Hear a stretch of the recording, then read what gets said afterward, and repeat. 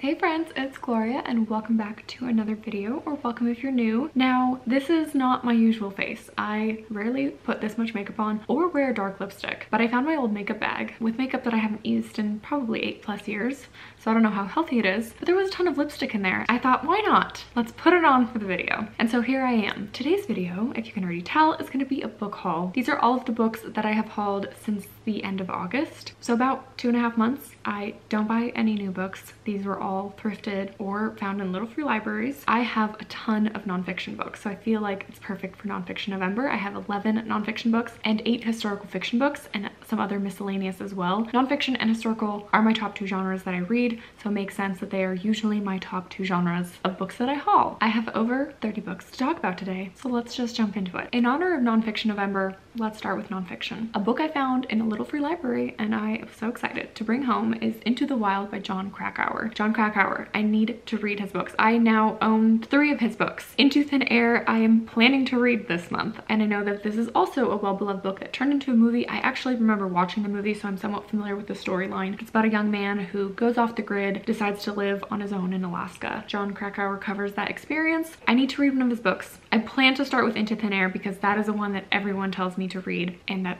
I hopefully will love and want to read more of his books. I hauled The Omnivore's Dilemma by this author, but I also found The Botany of Desire, The Plant's Eye View of the World by Michael Pollan. I'm getting more and more into nature nonfiction writing, and so I feel like this one has been on my radar for a while. And in this book, Michael Pollan ingeniously demonstrates how people and domesticated plants have formed a similarly reciprocal relationship, so I'm interested to learn more. Another one that kind of has to do with plants maybe is How Not to Die. Discover the foods scientifically proven to prevent and reverse disease by Michael Greger. All I know is that this book somehow made it onto my TBR. I think someone mentioned it in some podcast. Sounds really interesting. This is definitely a book that like my husband and I would try to read before bed. It is huge, so it would take us a long while, but we are also on a journey of figuring out what is good for us to eat and not to eat. Both of us have autoimmune conditions and we probably shouldn't be having dairy and gluten and all that stuff, but it's just so hard not to. So maybe this book will help. The next 2 are very hyped, very beloved, and I was so excited to find. First up, Bad Blood, Secrets and Lies in a Silicon Valley Startup by John Carreyrou. I believe this one is a true crime. I almost feel like there was a show or maybe a podcast based off of it, but I believe this is about a woman who created a company based on fake medical discovery and basically stole a bunch of money from investors, but didn't actually have any kind of product. And then I think she got found out and got screwed and bad stuff happened. Speaking of stealing, another one that is well beloved and hype is The Immortal Life of Henrietta Lacks by Rebecca Skloot. This is a booktube nonfiction darling, one of those that you have to read before you die. I'm glad I finally found it. It's been on my TBR for a while. My understanding, science took some of her cells without her knowledge or consent and used them in medical research without any of her family ever receiving any kind of compensation for that. So her cells, HeLa cells, are still continuing to live on and make breakthroughs in medical research, but she was never given credit for it. So I think that's what this book covers. This one has been on my TBR for a long time, and it's on this year's nonfiction TBR. That is Midnight in Chernobyl, The Untold Story of the World's Greatest Nuclear Disaster by Adam Higginbotham. So will it get read this November? Fingers crossed.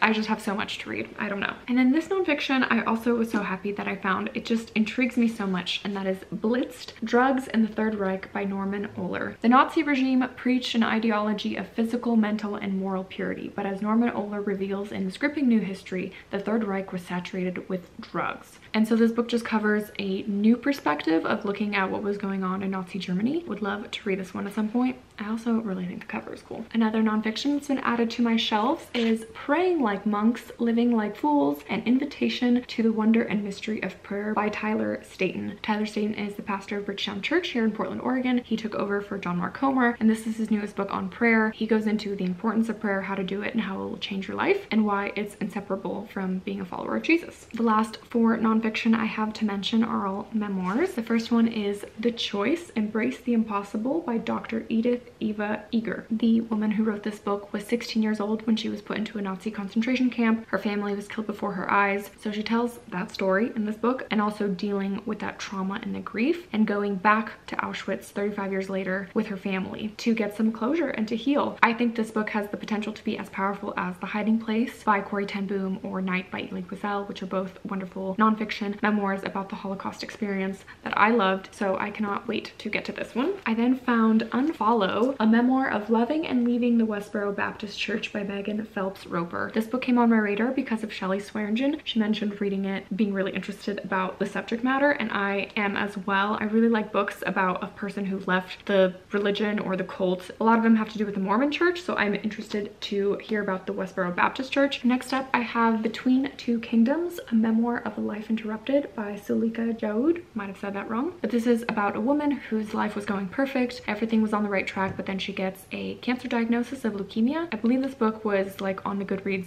Choice Awards for nonfiction last year. I don't know too much about it, but I'm excited to read it because it sounds like a really great story. And then finally for nonfiction, a book that I have already read, but I was so excited to find for only 50 cents is The Salt Path by Rainer Wynn. It's about a woman and her husband who are houseless, and they decide to walk the 630-mile southwest coast path of England, dealing with the unknowns of life, the uncertainty, and also terminal illness as well. This was a really beautiful book, so I'm excited to own it. I like to end with historical fiction, so I'll do my miscellaneous categories in between. First up is some classics. The first one I found is The Age of Innocence by Edith Wharton. This is a book that was on my 12 classics to read this year, and I haven't read it, but I've heard fantastic things about this author and this book. I don't know how I'm gonna fare with it because I think this is like set in Gilded Age New York and it's about like women partying and whatnot, but I heard that Wharton's writing is beautiful, so I really want to give it a try. I don't know if I can squeeze this in before the year is up, but if not, it'll be waiting for me in 2023 as well. Speaking of another classic series I was supposed to read this year but have not is Lord of the Rings trilogy. I found these three for cheap. They're old little paperbacks that are yellowing, but I really don't care, and I still want to read these.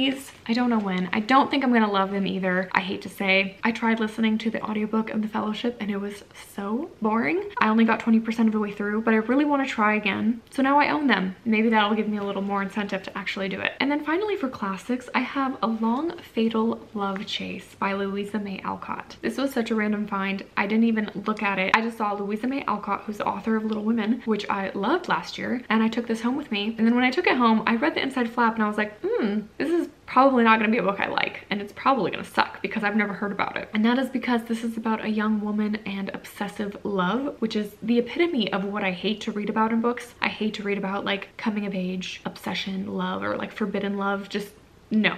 Not my thing at all. I have every expectation that this is going to be most likely horrible, but it's Louisa May Alcott, so I kind of want to give it a try. Let me know if you've read this or know anything about this book from this author. The next little stack are technically not classics, but I kind of consider them like modern children's classic at this point. The first one I've read already is Holes. I absolutely love this story. This is really fun. Love the movie. The movie is a fantastic adaptation of the book, and I'm just excited to have this on my shelf because this was great. Esperanza Rising. This made it onto my Historathon TBR. I've already read it, but I'll talk about that in my November wrap-up. This is about a young Hispanic girl that moves to California during the Great Depression and what life was like then for Mexican immigrants who were working in the agriculture industry in California. Bud Not Buddy by Christopher Paul Curtis is a book that I heard Mitzi from Mitzi Reads and Writes talk about. I think she read it recently and really liked it. I have never heard of this book. I don't remember reading this as a kid or even seeing it before, so I'm interested to try that one. I cannot remember if I've read Charlotte's Web by E.B. White, but if I haven't, I want to remedy that, and now I own it and can do that. And then I found the one and only Ivan. I really had no desire to read this, but I saw Nikki from Red Dot Reads read it this year and she really enjoyed it, thought it was very sweet and compelling, so I wanted to give it a try. But this is about a gorilla who's stuck in a circus, I believe most likely mistreated, and maybe this gorilla escapes. I don't know, but I heard it's very heartwarming. And then finally, in like this middle grade category, I guess, is The Boy in the Striped Pajamas by John Boyne. This is technically not a children's classic. This is sort of like an ambiguous category book. It could be an adult read, it could be a YA read, it could be a children's read maybe. But I've already read this one and really love it. I think it's a fantastic historical fiction with a young boy whose father's a Nazi officer. What that means, he's grappling with his identity and he befriends a young Jewish boy. There's just a lot of like childhood innocence in this book and childhood innocence that's lost, and I just thought it was beautifully written, so I'm glad to own that as well. And then I have three more random but contemporary reads technically before we get into historical. The first is Thriller, and that is The Last Flight by Julie Clark. I don't really know how I feel about thrillers these days, guys. I feel like I don't really like them very much, or read them very rarely these days. So I only have one to haul in this haul, and I really don't need to haul too many more because I have some on my shelves that I need to read through. But this one has been around for a while and has been well beloved. I may or may not like it. I don't know, but it says 2 women, 2 flights, 1 last chance to disappear. I think 2 women switch places in their life and then one dies and one assumes the identity of the other. Something along those lines. I've heard good things, so I'm willing to give it a try. This next one I don't know about. It is True Biz by Sarah Novick. This is getting some buzz because this is a debut new release, I believe. It also was a book of the month pick. I just found it in a little free library. I know that Kristen from Enter the Book read it and enjoyed it, and I also know that Krista from Books and Jams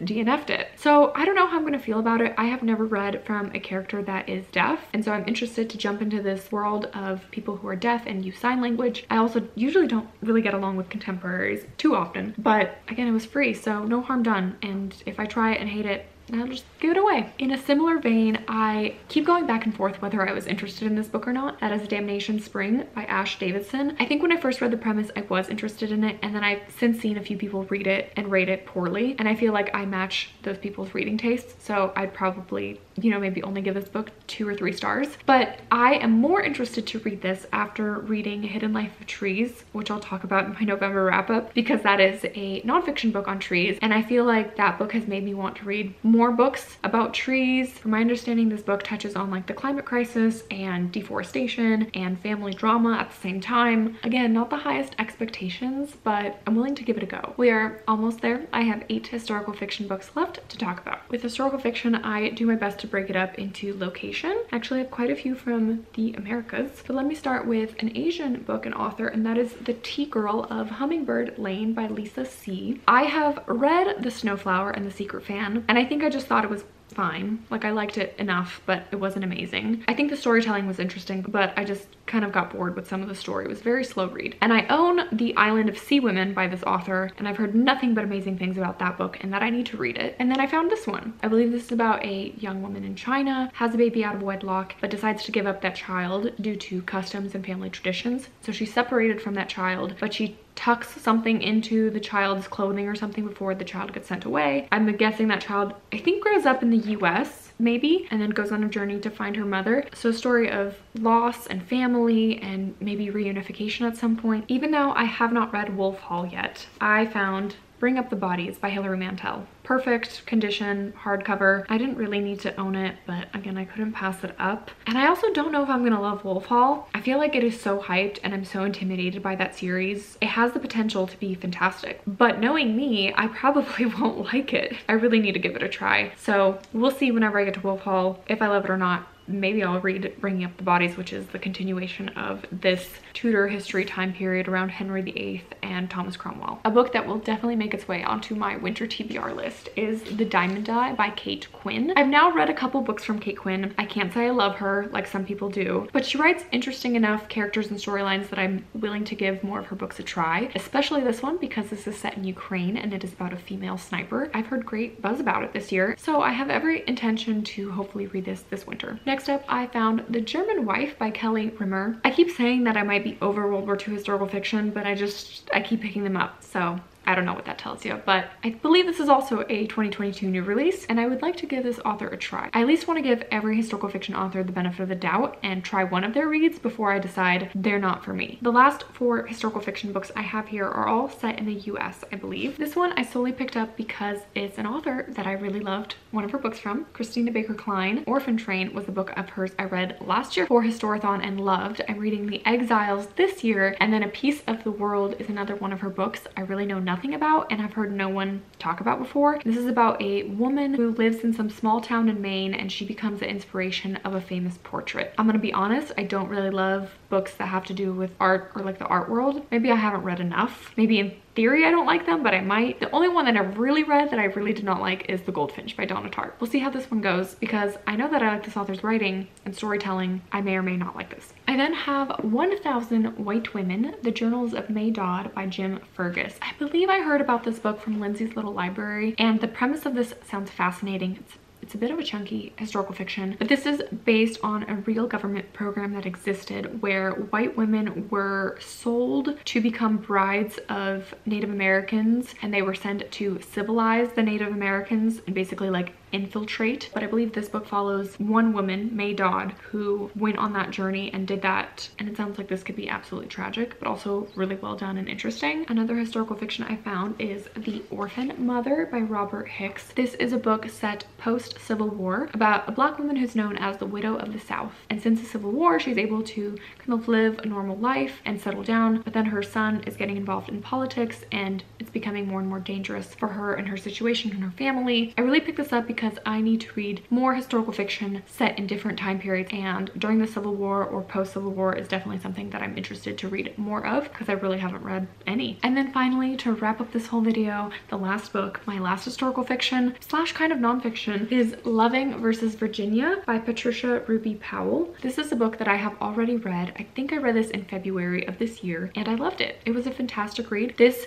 feels kind of like a graphic novel, free verse. Nonfiction is what it really read like, but technically it's historical fiction. This follows the Loving versus Virginia civil rights case about interracial marriage, and this was the first couple to interracially marry legally, and they fought for that right. It went up to the Supreme Court. There is a beautiful movie called Loving on Netflix that I thought paired really well with reading this book. This book shifts perspectives from the two different people and also is completely told in free verse, and there's also some illustrations and drawings inside, as well as some actual photographs from historical moments, and this had like a bit of a diary entry feel to it as well. Highly recommend. It was a great read and I'm happy to own it. So those are my 30+ books that I've hauled in the last 2.5 months. As always, please tell me your thoughts down below. What have you read? What should I prioritize? What would you recommend? The comment section of any of my book haul videos is my favorite place, and I'm happy that so many of these were nonfiction as well. I'm officially out of room on my nonfiction bookshelf, so that means that I need to finally read a lot of these before I acquire more. As always, thank you so much for watching and tuning in today, and I'll see you guys in another video soon. Bye!